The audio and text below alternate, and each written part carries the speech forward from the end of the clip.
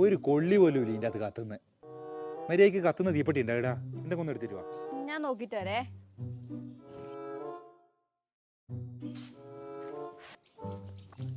ഒരു തീപ്പെട്ടി എടുക്കാൻ എനിക്ക് എത്രയാണ് സമയം വേണ്ടത്? പിന്നെ ടെസ്റ്റ് ചെയ്യണ്ടേ?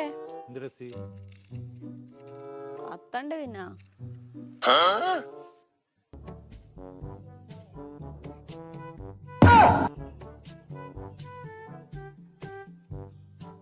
എന്നാ നോക്കുന്നത്?